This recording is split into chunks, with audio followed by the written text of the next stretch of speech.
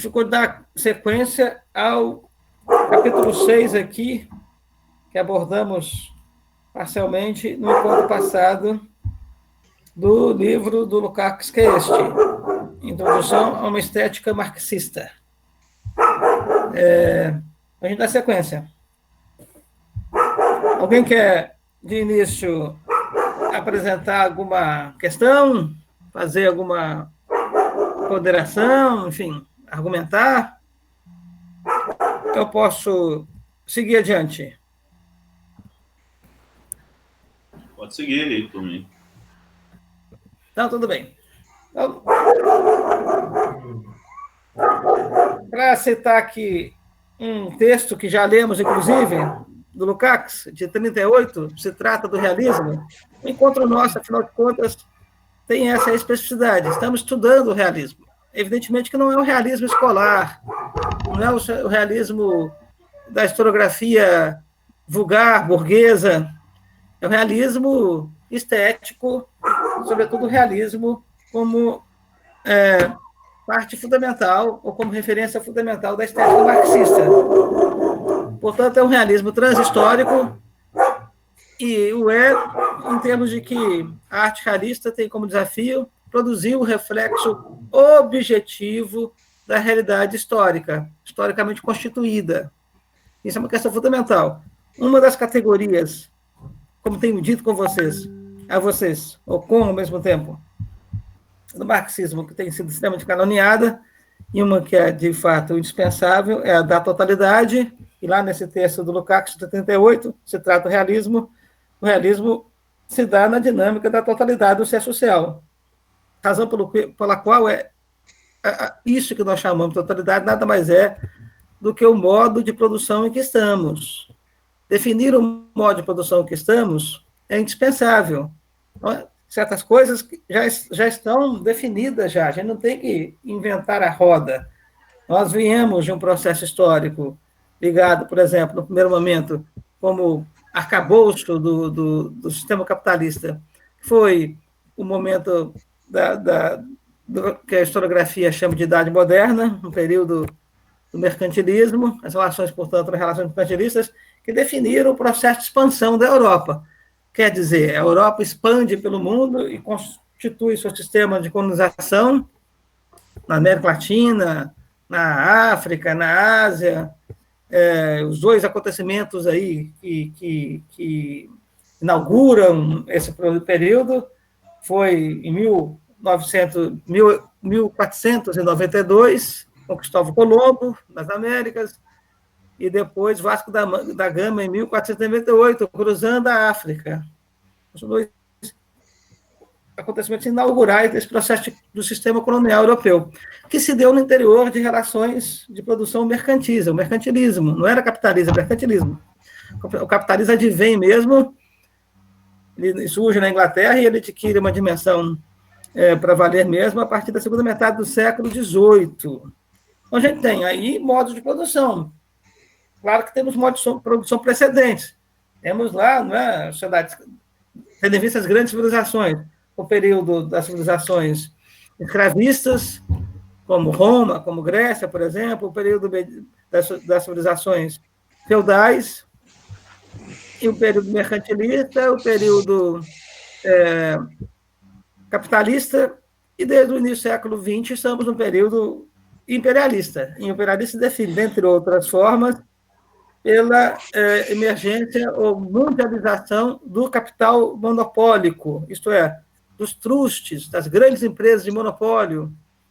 Na verdade, é uma deriva das capitanias marítimas das Índias Orientais, como a inglesa, fundada em 1600, a holandesa, fundada um pouco depois a francesa. No fundo, essas capitanias que já representam o processo de migração da sociedade moderna, da idade moderna, da relação de produção mercantil para a relação capitalista, elas, num certo sentido, são a base também, claro, dentro de uma outra especificidade, mas são preâmbulos, digamos assim, da construção do capitalismo monopólico, que é o imperialismo. O imperialismo também se define por exportar capitais. exportar capitais hoje precisa ser compreendido de uma forma mais multitudinária possível. Também exportar capitais hoje, antes de tudo, na dinâmica do operário estadunidense, é exportar estilos de vida. Essa é a questão, a dinâmica da biopolítica. Então, a questão do objetivo, o reflexo objetivo da realidade é uma questão da estética realista. É fundamental objetivar a realidade em que estamos. Então, se trata do realismo. E o realismo é simplesmente isso. Então, ele não tem data, ele não é um realismo escolar. Agora, há três formas de reflexo da realidade: a científica, a cotidiana e a estética. É preciso distinguir essas três formas de reflexo da realidade. A científica se dá na relação dialética entre o fenômeno e a universalidade, ou a singularidade e a universalidade. E nessa dialética entre o fenômeno e a universalidade, o que está em jogo é justamente um processo de desantropomorfização. Quer dizer, o fenômeno, por exemplo, é a relação entre H2O, né? Como a água é formada, a fórmula da água. Então, esse é um fenômeno. A junção lá de átomos de hidrogênio e de oxigênio forma a água. Isso é um fenômeno. Esse fenômeno tem uma dimensão universal, pelo menos aqui na Terra, a água, não é? E como a gente usa a água e tudo. Mas, ao mesmo tempo, esse fenômeno ele tem uma dimensão, ele é um reflexo objetivo da realidade. Existe a água é um elemento fundamental da vida, etc. Ao mesmo tempo, ele tem também uma dimensão desantropomórfica. A água não é a vida humana. O reflexo objetivo cientista da realidade, científico da realidade, ele tem, portanto, essa dimensão universalmente desantropomórfica. Inclui a humanidade, inclui o humano, mas não é propriamente antropomórfica. Então, essa é uma forma de definir. Aqui eu estou dialogando tanto com o livro do Lukács em questão, quanto com o clássico do Lukács, que veio depois, que é a Estética, nos seus 4 tomos, em que ele trata também dessa questão fundamental entre as formas de reflexo da realidade. Agora, diferentemente do reflexo científico da realidade, o reflexo artístico da realidade, o reflexo estético da realidade, se dá numa dinâmica diferente. Se dá na dinâmica da particularidade, a categoria fundamental da arte é a particularidade. Essa categoria que a gente tem que aprofundar dela. E eu vou justamente me debruçar no capítulo que a gente combinou para ler, e vou fazer referência também com algumas obras literárias, por exemplo, com o Romance da Pagoa, de 33, e, de novo, aqui com um conto do livro do Murilo Carvalho, um conto que está nesse livro. E eu vou tentar fazer interação também com outras questões. A particularidade, portanto, é a categoria fundamental da arte. E a relação dialética fundamental do reflexo objetivo, estético da realidade se dá na dinâmica da particularidade, na relação com a dimensão antropomórfica. É o particular antropomórfico. É o particular humano.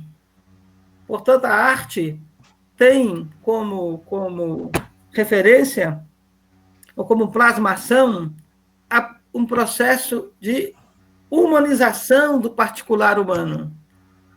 A arte humaniza.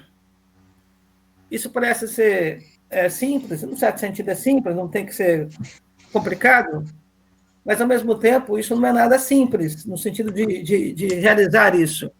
Porque a gente está no modo de produção imperialista, capitalista, evidentemente, imperialista, a gente está no modo de produção baseado na opressão de classe, fundamentalmente. Da opressão de classe deriva, evidentemente, a opressão de gênero, a opressão étnica, e etc. Em função desse sistema que exclui e oprime, não é simples a relação entre particularidade numa dinâmica antropomórfica de humanização desse particular. Quer dizer, o que é o particular? O particular é aquilo que ocorre especificamente em termos de fenômeno, não é? É aquilo que nos toca, não é? Como seres vivos. Qualquer fenômeno nosso de existência A arte, portanto, tem relação com a existência, com a vida. Vou buscar um trecho aqui do Lukács, talvez já com o objetivo de tentar aprofundar a partir do diálogo com ele. Eu estava vendo um trecho aqui, deixa eu ver se é esse trecho aqui. É esse trecho aqui. Então, Lukács diz, aqui eu estou já adiantando um pouco aqui, mas depois eu vou tentar ser didático, puxar ponto. Você está onde, Elisão? Aqui no ponto 12, a arte como autoconsciência do desenvolvimento da humanidade. Ah, certo. Mas qual parágrafo? Aqui na página, aqui, nessa edição, é 282. O Lukács diz o seguinte: deste modo, encontra a expressão humanismo da representação artística. O particular, como categoria estética, abraça o mundo global, interno e externo, as formas fenomênicas sensíveis do mundo externo. Por isso, são sempre, sem prejuízo para a sua sensibilidade intensificada, para a sua imediata vida própria. Vou dar um exemplo, a partir da questão étnica no contexto da sociedade brasileira. As relações dominantes no Brasil, naquele período, as relações de produção, bem entendido, eram relações de uma estrutura de dominação feudal, escravista, um processo que o capitalismo iniciava no mundo. Mas o Brasil, né, se caracterizou, a partir da dominação portuguesa, por formas, ao mesmo tempo, de relações feudais de produção e escravista. Feudais porque a estrutura do Estado, assim foi um arranjo português para colonizar o Brasil, a estrutura do Estado, a estrutura da forma de propriedade, foi basicamente baseada no modelo feudal, até português, herdado de próprio Portugal, a própria estrutura mercantilista portuguesa. Quer dizer, daí a divisão do Brasil em capitanias hereditárias. Isso é uma racionalidade tipicamente feudal, baseada no uso da terra. E esse é um problema que está aqui no Brasil, é estrutural, né? A relação com latifúndio, etc. Herança dessa racionalidade feudal. Mas como não havia no Brasil mão de obra, havia mão de obra indígena, mas foi massacrada, foi dizimada, etc., pré-estabelecida, o que foi possível, e também porque, naquele período, o tráfico negreiro virou um grande comércio, então era fundamental que Portugal participasse desse grande comércio. E, em função disso, também, do ponto de vista das relações de trabalho, se introduziu a escravidão no Brasil. E a escravidão negra. Então, a escravidão tem aí, nesse contexto, um aspecto fenomênico específico, que é a pigmentalidade, que é a tonalidade da pele. E esse fenômeno, isso é um fenômeno, aí que está a categoria do fenômeno, a relação do fenômeno e a essência, por exemplo. São categorias que sempre devem ser pensadas do ponto de vista dialético, não separadas, portanto. Assim como a categoria da particularidade em relação à dimensão universal, a categoria da singularidade em relação à dimensão universal, a categoria do fenômeno, da essência, todas as categorias devem ser pensadas na sua interação dialética e, portanto, como inseparáveis. Agora, portanto, há esse fenômeno na história do Brasil, evidentemente não é um fenômeno apenas brasileiro, isso existe em outros lugares do mundo, e adquire uma dimensão mundial, em função de que o sistema colonial europeu produziu a escravidão negra, e passou a ser usada em muitos lugares do mundo no período, e portanto, isso é uma herança que está aí, mais específica de alguns países, como o Brasil, por exemplo, como Estados Unidos e outros países. De qualquer forma, esse fenômeno da pigmentalidade passou a ter uma realidade histórica específica. E ela adquire, portanto, uma dimensão que está no horizonte disso que estamos chamando aqui de particularidade. Então, essa é uma particularidade de uma sociedade como o Brasil. Então, a questão aqui, portanto, também, né, da relação entre particularidade e humanismo, numa dimensão universal, passa para o Brasil, no caso da sociedade brasileira, antes de tudo, de equacionar esse problema da pigmentalidade que gerou, né, no estereótipo uma relação, até porque no período, não é? Isso não é muito diferente hoje, no período A classe proprietária, a classe, não é, proprietária ligada à terra, terra que era o símbolo de distinção, era branca, então você criou aí todo esse estereótipo que depois passou a ter consequências no cotidiano, no reflexo cotidiano da realidade. Então, são 3 os reflexos da realidade. Eu estou fazendo essa divagação aqui para tentar tratar dos 3 reflexos e compará-los. Criou-se no Brasil esse estereótipo que não é um estereótipo puramente abstrato, concreto, cotidiano, tem repercussões, portanto, no cotidiano, na vida nossa, não, concreta. Criou-se no Brasil essa relação entre já que a classe proprietária era branca, entre branco superior, né, e negro inferior. Então, esse fenômeno, essa particularidade, passou a ter um alcance no reflexo cotidiano da realidade brasileira e também institucional. E como funciona o reflexo cotidiano da realidade? O reflexo cotidiano da realidade funciona na relação entre trabalho e linguagem. São os 2 vetores do reflexo cotidiano da realidade. É o trabalho e a linguagem. Evidentemente que na história do Brasil, a questão da relação entre superior e inferior está também ligada à relação entre trabalho e linguagem. Até hoje, né, a pigmentalidade negra e as suas diversidades miscigenadas estão ainda condenadas ao trabalho mais explorado. Então, isso é uma herança do Brasil colonial que está aí. É uma particularidade da sociedade brasileira. É evidente que a questão do reflexo objetivo da realidade estética brasileira passa por essa questão. É preciso produzir uma arte cujo reflexo objetivo tenha em vista toda essa história do Brasil, que tenha como horizonte a questão antropomórfica, quer dizer, só é possível alcançar o salto antropomórfico se você questiona dialecticamente a questão da particularidade. E a particularidade no nosso caso, por exemplo, do racismo. Essa questão, o salto disso, de alguma forma, a problematização dessa questão, a desalienação dessa questão, está diretamente ligada à dimensão humanista da arte. Não sei se eu estou fazendo explicar direito. Então, são 3 reflexos objetivos da realidade. O científico tem a relação entre singular e universal, e a dinâmica é uma dinâmica desantropomórfica. O estético, que tem uma relação entre o particular e o universal, e a dinâmica é uma dinâmica antropomórfica.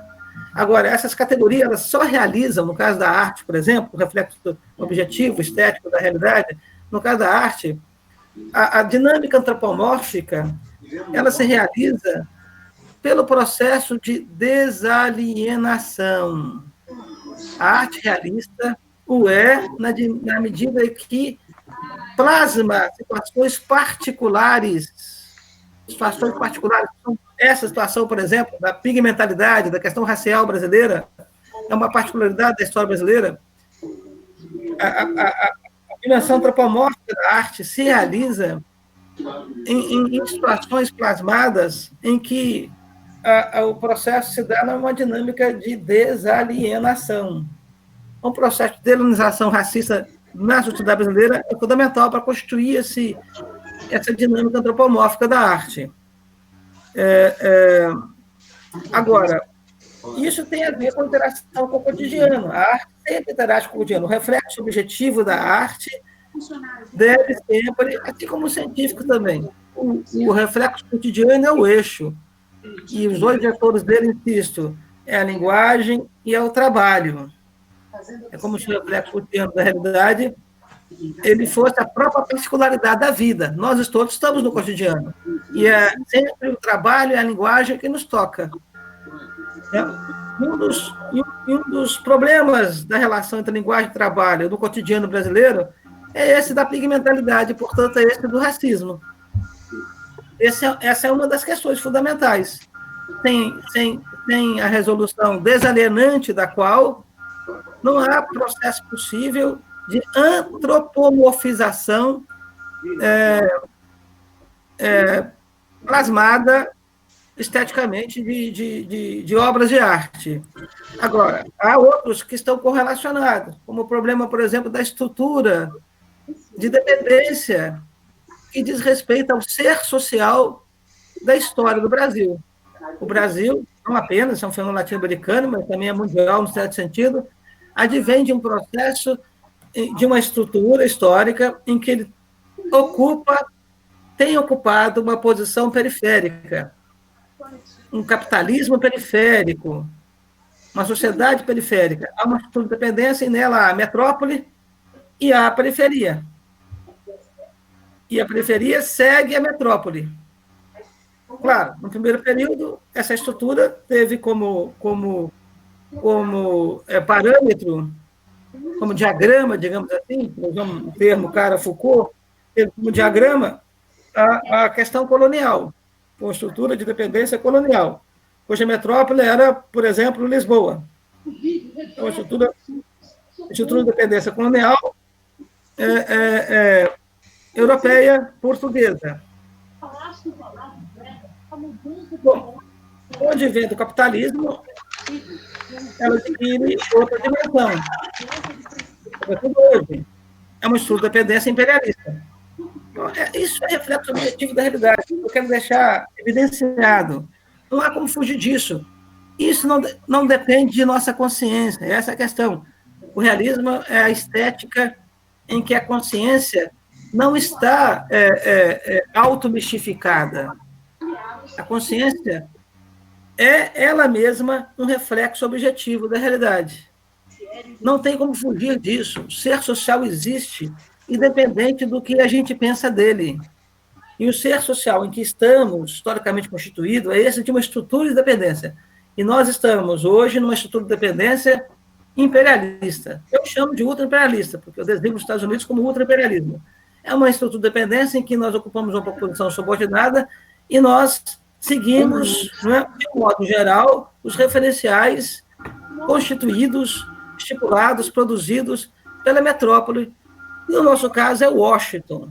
Quer dizer, não dá para produzir um reflexo objetivo da arte e nem equacionar o problema da antropomorfização e, portanto, do humanismo. O horizonte da arte é o humanismo, é humanizar o humano, porque em sociedades de opressão, o humano é desumanizado. E em sociedades de opressão, em sociedades polares, como foi o modelo escravista, como foi o modelo feudal, como é o modelo capitalista, como é o modelo imperialista, são modos de produção, e isso é objetivo, insisto, isso depende da nossa consciência. Nossa consciência, isso não é problema epistemológico, não. Isso só é problema epistemológico à medida que a epistemologia está também na obrigação isso é ciência, de também ser uma epistemologia que seja o reflexo objetivo desse social que é o imperialismo, que é a realidade em que estamos, que é o modo de produção em que estamos. A epistemologia não pode desacoplar disso e ser uma epistemologia reificada, fetichizada, à parte, em que você vai estudar lá a racionalidade dela, a dinâmica dela, suas categorias por elas mesmas. E é isso, infelizmente, que nos acontece. 100% dos campos teóricos que circulam na universidade hoje, nos ciências humanas, são campos epistemológicos que não têm relação objetiva com a realidade histórica. Então, o que se faz na universidade é terraplanismo. A gente acusa o governo Bolsonaro de ser terraplanista, e né? Mas a universidade não está tão distante disso. Esse é o problema nosso, é terraplanismo puro, então, designando sempre estudos culturais, multiculturalismo, decolonialismo, estudo de testemunho, isso tudo é terraplanismo. Isso são campos teóricos que não objetivam o ser social em que estamos. Não coloca problema, portanto, do racismo separado dessa realidade histórica. Aí que está a questão. Há um problema de pigmentalidade, uma particularidade racista na sociedade brasileira, em função da sua construção histórico-produtiva. Esse é o modo de produção inicial na época colonial, lastreado da escravidão, e nas relações feudais de produção, que deixaram herança, estão aí, e produziram estereótipos que alcançaram a linguagem e o cotidiano, e a institucionalidade da sociedade brasileira. Mas essa questão é inseparável dessa estrutura de dependência, e é preciso ser objetivada a partir dela. Então, para você ser consequente em relação a essa particularidade, é fundamental pensar o racismo a partir desse ser social atual, que é a dinâmica do imperialismo. E se a gente for fazer isso, a gente vai ter que ser consequente em relação a isso que é desalienar. E não é possível a arte alcançar uma dimensão antropomórfica, humanista, se ela não desaliena. Só que desalienar não é simples. Por exemplo, a gente sabe que o imperialismo começa a ser constituído no século XIX. Então, você tem figuras que protagonizaram, sobretudo na Inglaterra, a construção do imperialismo. E o imperialismo se constituiu, por exemplo, isso porque cada modelo de produção desse aí, baseado na polaridade, baseado na opressão, é também um modelo de produção de tecnologias de divisão. Isto é, qualquer sociedade polar, né, qualquer relação de classe, qualquer relação de poder, implica tecnologias de divisão. O poder só se divide. Se consegue dividir o oprimido. Se ele não divide o oprimido, ele vai ser derrotado e portanto, não vai ser um poder de classe, etc. O imperialismo nada mais é do que uma virada do parafuso. Você torce o parafuso mais nessa dinâmica, nessa racionalidade de divisão da sociedade. E o imperialismo surge explorando, por exemplo, a relação entre racismo e não racismo. Quer dizer, o imperialismo, e hoje nem se diga em relação a outras questões. Já no final do século XIX, a questão do racismo foi usada pelo imperialismo inglês para dividir povos. Né? A gente precisa questionar essas questões e traduzi-las ou atualizá-las para a dinâmica do reflexo objetivo da realidade na era do imperialismo yankee, que é quem nos fornece esses campos teóricos em que formamos na universidade. Não é nada confiável, portanto. Então, eu só queria fazer essa apresentação inicial, discutindo essas questões, para tentar tratar desses três reflexos objetivos da realidade. E o reflexo artístico da realidade, de alguma forma, ele deve interagir com o reflexo cotidiano da realidade.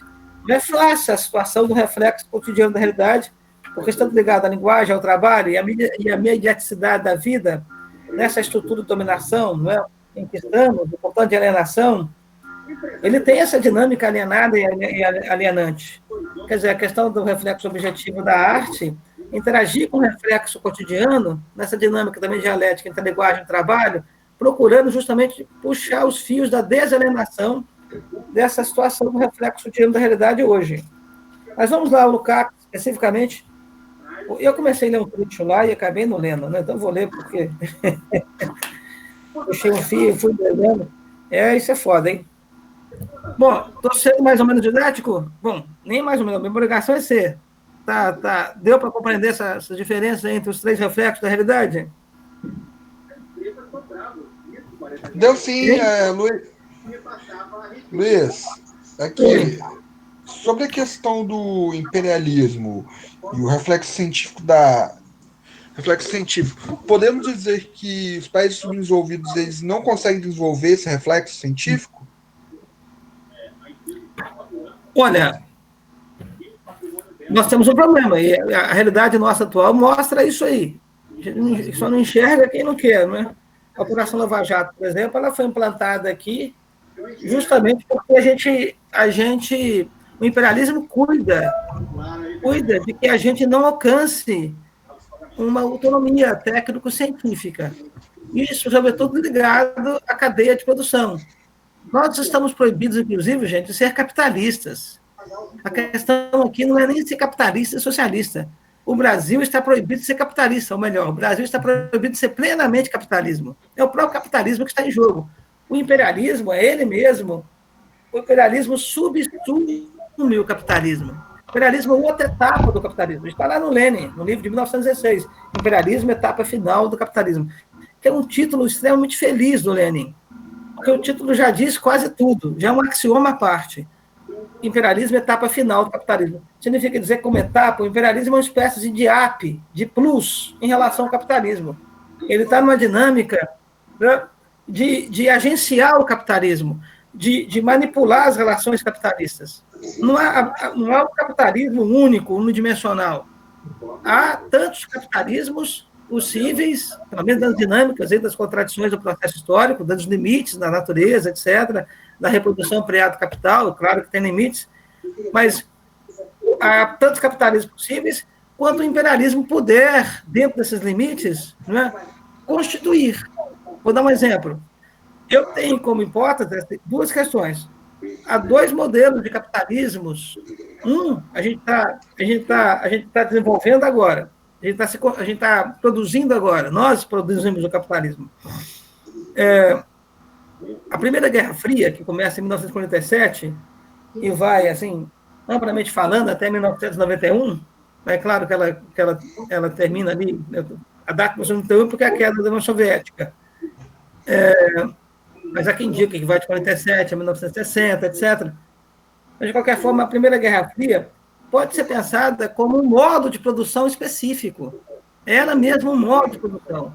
Um modo de produção constituído pela burocracia, né, que é multidimensional, multitudinária, do imperialismo estadunidense. Quer dizer, o imperialismo estadunidense produziu a Guerra Fria do ponto de vista não apenas cultural, mas também do ponto de vista econômico. Toda a economia do mundo, de 47 para cá, se constituiu num modo de produção específico, organizado, agenciado, preparado, constituído, dominado, como um app, né? como etapa pelos Estados Unidos. Essa economia de consumo está ligada a um determinado estilo de vida, então a dinâmica biopolítica passa a ter uma importância fundamental. O estilo de vida garante um modo de consumo, o modo de consumo precisa ser garantido por um modo de produção. Então, tudo isso que a gente vive, isso ligado ao modelo do carro, ao modelo do petróleo, né? A sociedade da combustão, digamos assim, a sociedade da combustão que se universalizou a partir da Segunda Guerra Mundial é uma sociedade constituída pelo imperialismo estadunidense. Toda essa dinâmica econômica mundial, toda essa totalidade dinâmica desse social que adquiriu uma dimensão planetária, que lugar do mundo não é assim? Mesmo Cuba, né? Não tem como fugir disso. Toda essa totalidade, ela funciona na sua dinâmica.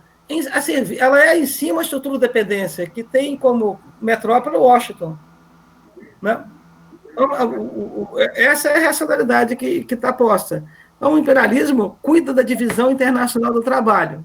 Então, ele cuida, por exemplo, o capitalismo se estrutura por 2 departamentos, segundo Rosa Luxemburgo, por 3. Mas, na época do Marquinhos, definiu depois 2 departamentos. O departamento do meio de produção, você produz o meio de produção, então, nessa dinâmica, o meio de produção para o meio de consumo. Nós, no máximo, na divisão internacional do trabalho, podemos apenas desenvolver o meio de consumo, empresas e meios de consumo. Então, a gente vai produzir empresários que serão donos, relativamente falando, de empresas que estão no departamento 2, de meio de consumo. Mas o imperialismo não permite que a gente produza empresas que digam respeito aos meios de produção. Se a gente tenta fazer isso, ele vem e bloqueia. Foi por isso que houve o golpe no Brasil, de 2016. Porque o Brasil estava tentando produzir, né, um capitalismo de meios de produção. E não pode. A Operação Lava Jato chega e começa a atacar todas essas empresas que estavam numa dinâmica já desenvolver meios de produção. Imagina, por exemplo, o caso da Odebrecht. Eu nem vou mencionar, já mencionando o caso da Petrobras, que descobriu o maior reserva de petróleo desse milênio, de alta qualidade, com capacidade técnica e científica de vanguarda no mundo inteiro, para explorar não apenas no Brasil, esse modelo de petróleo, de águas de pré-sal, mas no mundo inteiro. Não é? Quer dizer, a Petrobras como uma empresa que passa a ter uma potência técnico-científica no âmbito das forças produtivas, né, que a transformaria numa empresa de vanguarda no setor no mundo, uma empresa de meio de produção. Ela tem que ser meramente uma empresa de meio de consumo, ou meios de exportação de matéria-prima. Então, a gente está condenado a produzir empresas de meios de exportação.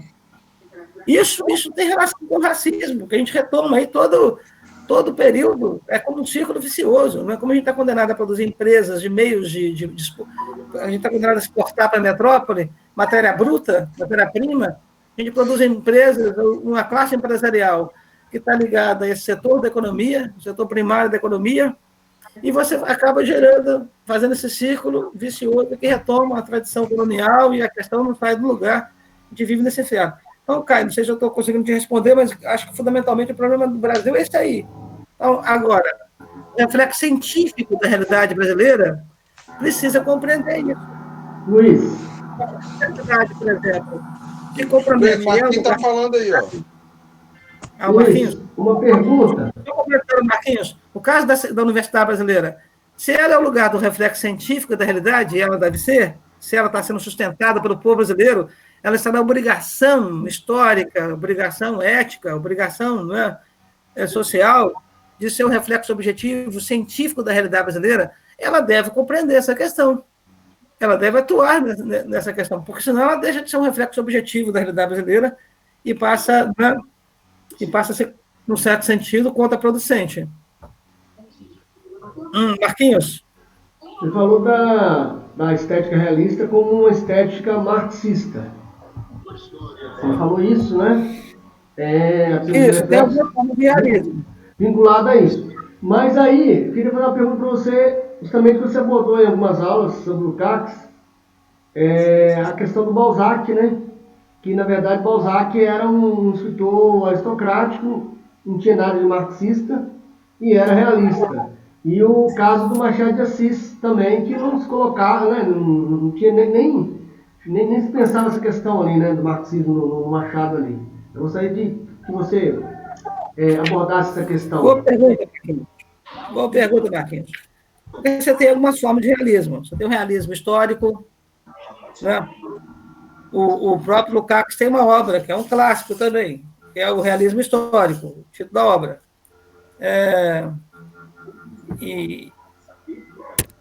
E há suas especificidades. Necessariamente não tem que ser um realismo histórico marxista.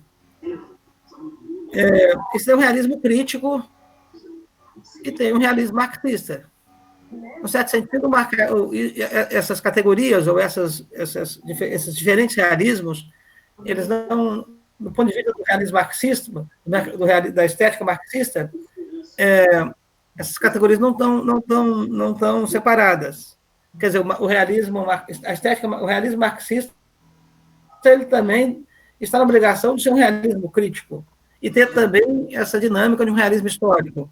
Mas, especificamente no caso do Balzac, por exemplo, ele não era propriamente, não era nem um burguês, não é? Ele tinha uma relação com a aristocracia. No entanto, ele conseguiu produzir com a sua obra, né? Com sua monumental Comédia dos Costumes, a descrição da sociedade, da emergência das forças produtivas do capitalismo naquele período da Europa ali, que vai ali, não é? No final da Revolução Francesa, né? De 1789, até 1848, com a Revolução Popular na França. Então, ele pega esse período histórico ali e consegue, daí o título geral das suas obras, Comédia de Costumes, e começa a figurar, a descrever realisticamente os tipos humanos que começam a surgir em função da emergência do capitalismo no interior da França, das forças produtivas do capital no interior da França. Então, ele começa, por exemplo, deixa eu pegar um livro do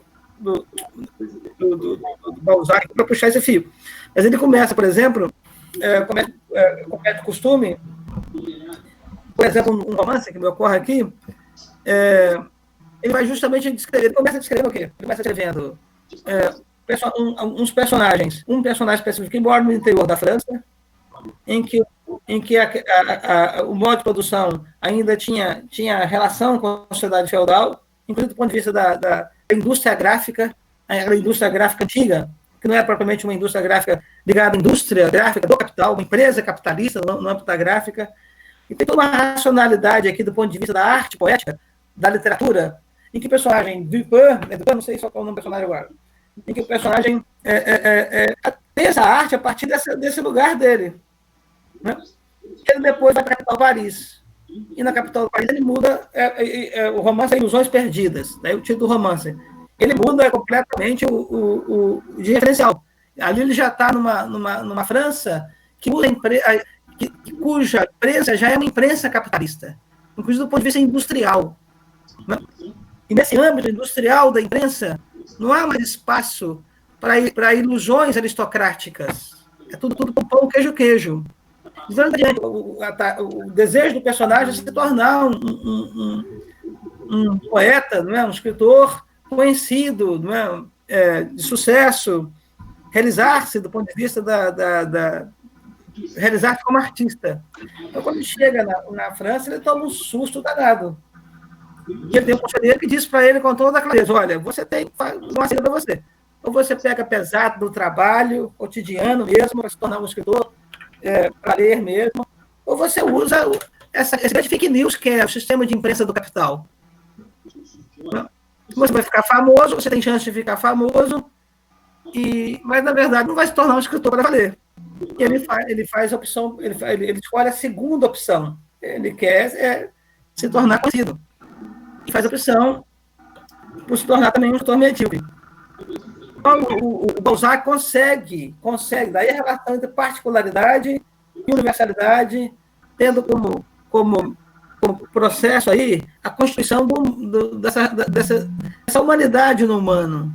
Isso que a gente pode chamar humanismo. Não é um humanismo abstrato, é um humanismo que se dá na dinâmica da particularidade. Olha aquela particularidade aí. A particularidade é que ela tem algumas configurações. Ela tem uma configuração inicial que é o próprio personagem, a sua particularidade, tudo isso constitui aí digamos, aglomerado de sua particularidade. Ser do interior, ter uma certa racionalidade estética, ainda beletrista, que vai para a capital, cuja racionalidade estética está ligada já à estrutura produtiva do capital, inclusive ligado ao mundo da imprensa, que entra em choque com a racionalidade dele. Isso tudo vai constituindo a particularidade em processo do personagem. Essa realidade posta em Paris, que é o mundo já do capital, da indústria capitalista, no caso específico da área da imprensa, impõe escolhas para ele.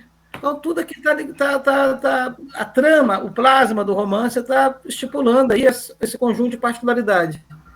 E, ao mesmo tempo, essas particularidades são particularidades do próprio sistema. Daí o Engels, na crítica que ele faz a Margaret Harkness, a literatura de Margaret Harkness, especialmente o romance dela, City Girls, o romance de 1888, o Engels assinala para ela lá, referindo ao Balzac. Olha, o grande obra realista, o triunfo do realismo, a expressão usada pelo Engels, é justamente o fato de que Engels ter conseguido, não obstante ser aristocrático, produzir obras de personagens típicos em circunstâncias típicas. Essa expressão do Engels é fundamental para pensar o realismo, seja crítico, seja histórico, seja marxista. Personagens típicos em circunstâncias típicas. O personagem típico é esse aqui retratado em Ilusões Perdidas. É um personagem típico daquele período histórico ali.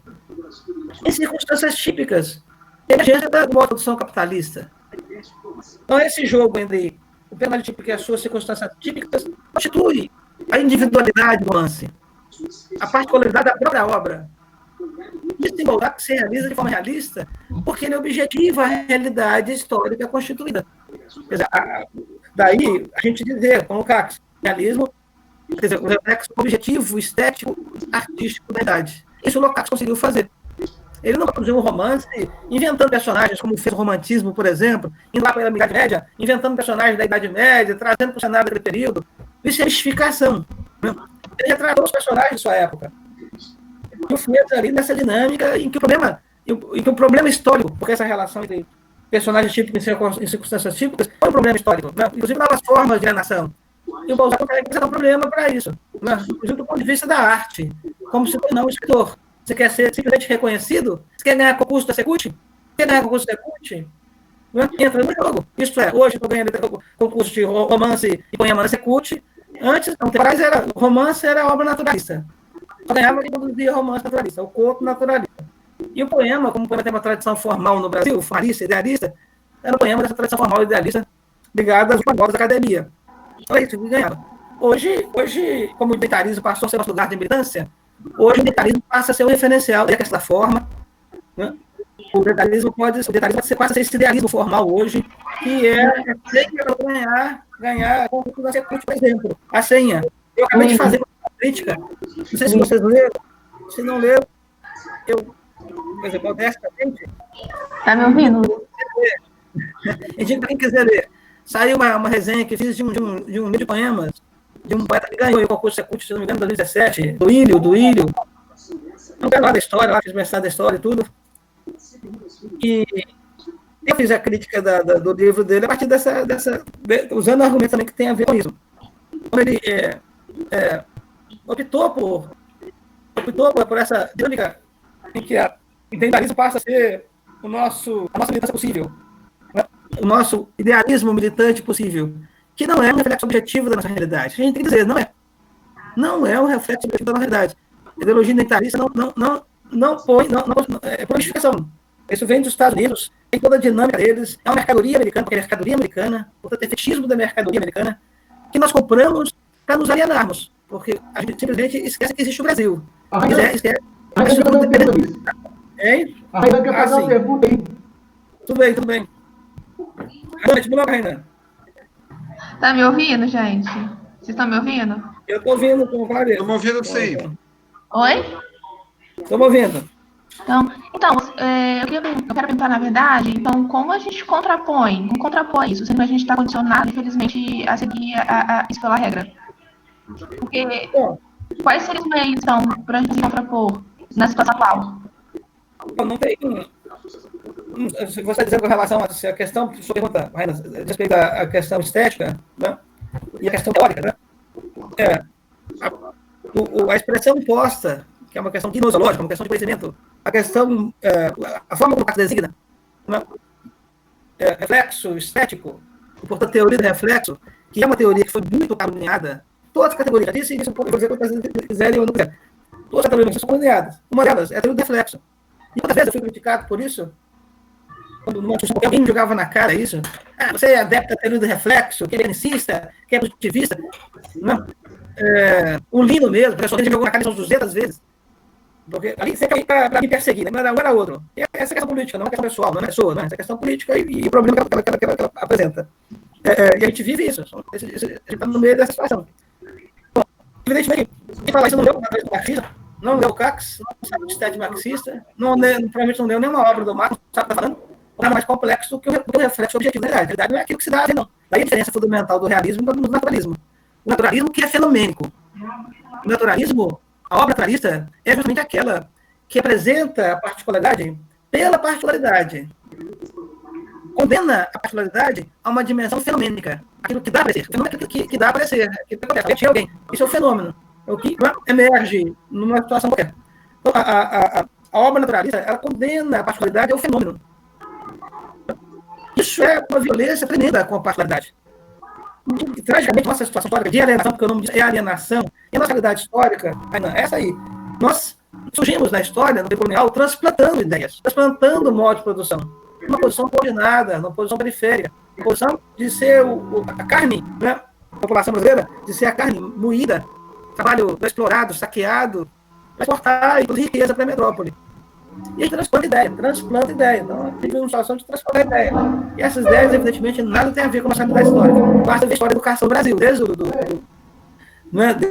os jesuítas lá, na colônia, o conhecimento que se transmite, isso não é um fenômeno só brasileiro, o conhecimento que se transmite é um conhecimento abstrato, enciclopédico, não é?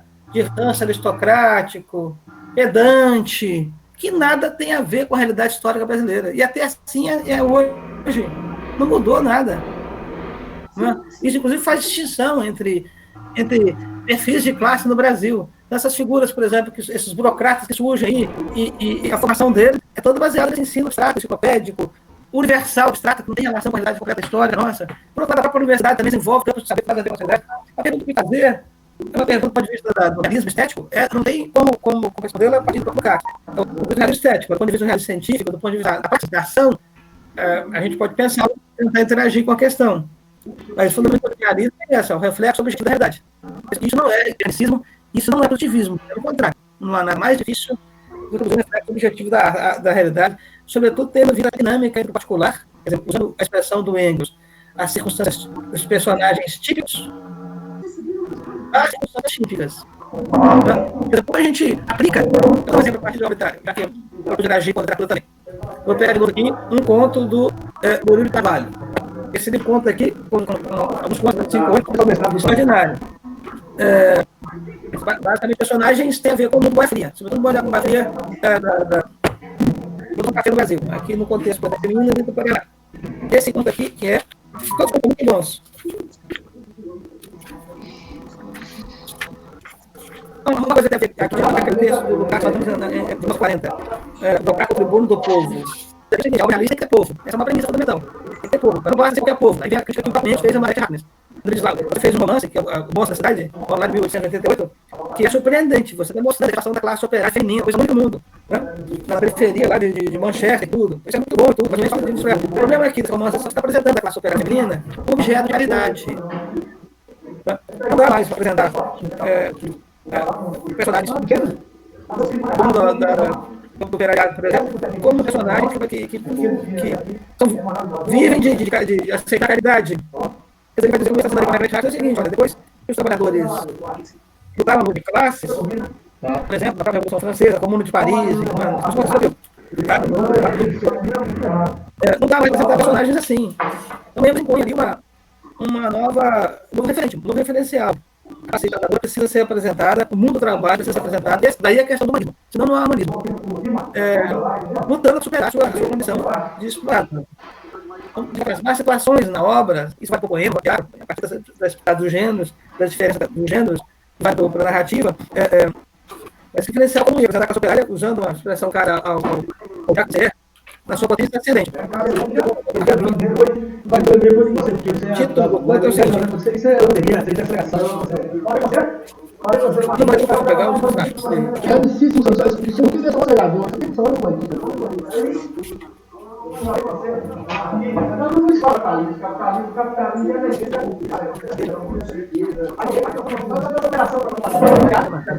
O vermelho vivo fatores. É o título do conto. Basicamente, eu tratava brevemente, são boias frias, que estão, né, sobretudo, fora da produção do café na enxada, preparando a terra enxada, e a fazenda de muitos trabalhadores para realizar a atividade. Isso é uma técnica de produção,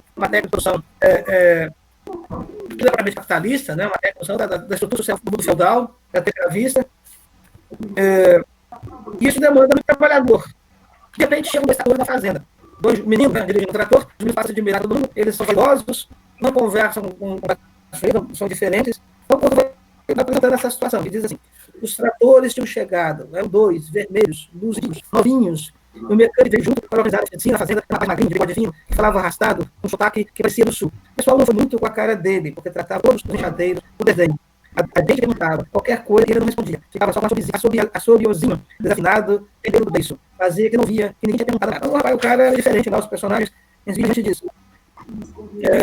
Mas basicamente isso, o trator vai começar a atuar, os meninos vão trabalhar, os pais começam a se envolver com as filhas dos pais frias, etc. E os pais começam a gostar da situação, porque eles estão trabalhando menos. O trator passa, os tratores regimados ficam para trás, o trator consegue apaixonar. Aqui, como diz assim, com o tempo, os tratoristas eram mais camaradas, até namoravam as moças, tudo tem que continuar nos eixos. Então chegou o fim do ano, o pessoal começou a preparar as festas, Natal, como sempre, o terno azul e vermelho, de reis vestidos de cetim e saíram cantando as festas de Deus, levando os pastores para comemorar o nascimento de Jesus, as estradinhas coerentes das vizinhanças. No dia 6 de janeiro, estavam todos cantando e dançando no terreiro semeado em frente à casa do administrador. O fazendeiro estava lá também e os chapalistas dançaram de tudo, muito agarrados com as moças. Uma festa boa mesmo. Os enxadeiros não iam esquecer jamais aquela festa. Não iam esquecer a cachaça gostosa que o patrão distribuía. Não iam esquecer a estampa bonita, a mais bem feita que já tinham visto, que uma das mulheres bordara na bandeira da terceira azul. Não iam esquecer a noite quente, claro, de verão estrelado. Não iam esquecer como todos dançavam, entusiasmados, uma alegria feroz, que ninguém sabia de onde vinha. E era uma coisa que parecia embriagar todo mundo. Olha a casa da nação. Não esquecer aquela festa de reis, logo depois que o vermelho vivo dos sabores misturou-se ao verde intenso dos cafezais. Não esquecer nunca, porque foi uma ótima festa. E foi a última que os enxadeiros da coroa tiveram antes de se mudarem para as beiradas, para Aguaçu, e descobriram que suas enxadas eram pequenas demais. E músculas de seus passos para brilharem no vermelho vivo dos gafanhotos. Olha como é que o ponto tem uma forma magnífica. Eles chegou desempregados. Isso é uma relação tipo capitalismo. Isso é reflexo de fidelidade. O capitalismo é força produtiva, é relação de produção. As formas genéticas estruturais do capitalismo não há confusão dela. Na verdade, as pessoas que nós estamos vivendo, os recursos pelo truste dos Estados Unidos, está tudo muito bem, a gente vai ficar feliz, estamos comunicando, ótimo, que maravilha, como os recursos, no caso aqui, não estamos nem pagando, certo? Isso aqui pode desempregar a gente, já está desempregando muita gente por aí. Haja vista já a realidade, por exemplo, de quem trabalha com esses aplicativos. A realidade fizeram até greve aqui agora, uma realidade que já atinge muita gente, já. Não só fosse acidentes, tem umas pessoas por isso que houve depois um ataque aos trabalhistas no Brasil, porque de uma forma já de antecipar essa realidade dessas novas forças produtivas. Ainda dá força de trabalho, essa dinâmica é uma dinâmica de mais exploração, de trabalhar sem direito, nem nada. Eles aqui são condenados a fazer uma favela naquela região lá. Não tiveram como tomar lei. Então, conta aqui, por exemplo, essas circunstâncias típicas, personagens típicos do bairro Suíço, circunstâncias típicas. Não é que as fazendas do Brasil, mas o café começam a adotar novo maquinário para alavancar a produção de café. Isso, as indústrias do capitalismo fazem.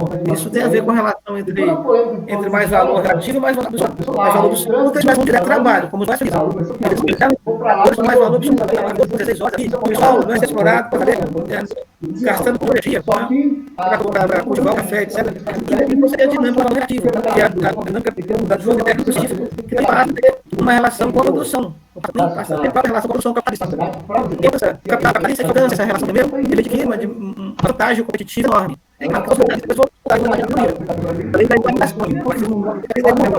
Vai sempre chegar uma modernização, a capitalista se correndo na frente. É por isso que a vida não tem dinâmica. Se você está ocupar assim, a vanguarda das coisas ele faz questão sempre de uma vanguarda do mais valor relativo, do técnico científico. Por isso, provavelmente, a gente está na pandemia também, e principalmente a quarentena. Como a agência de China e busca, e essa pensar aí, um movimento técnico científico enorme, o imperialismo simplesmente não perdia, não ia ficar caro. Uma tentativa de rearranjar a economia do mundo em função do cenário mundial. Mas, Fábio, eu queria dizer, eu não sei se você interagir com você ainda. Então, a questão do Carvalho, ele pode ser produzindo um pouco realista. A gente pode indicar que o Goiás Fria que está oprimido, o Acre, que nem vocês, a Margareth Harris, a gente não sabe se vai propor aqui o Carvalho. Todos os corpos como esses personagens bem explorados. Mas ele consegue trazer problemas específicos da realidade histórica brasileira. Uma obra pode ser chamada realista, talvez um realismo político, um realismo marxismo, pelo marxismo, porque apresenta problemas objetivos desse ser social que é a realidade histórica brasileira. Apresenta o personagem do povo, do Goiás. E a realidade dele, uma experiência específica da realidade dele. Como essa que o retrata aqui, que tem a ver com a chegada de novas forças produtivas. O ponto de forma maravilhosa. O braço dele, a enxada pequena demais, vai disputar com o porque tecnicamente está mais leve que um companheiro. A enxada é um braço pequeno demais para disputar com o companheiro. Não sei se você vai depois ainda. Pergunta se eu convidar esse é isso. Templou. Depois as perguntas. A realidade essa questão. Essa é a realidade. E essa organiza. No papo nós falamos aqui, você sabe que vai falar da relação entre forma e conteúdo. Muita gente supõe que o marxismo separa a forma do conteúdo. É verdade. A forma é fundamental na arte. Na obra realista também. Mas ela é a forma de um conteúdo. O conteúdo de outro modo vira formalismo.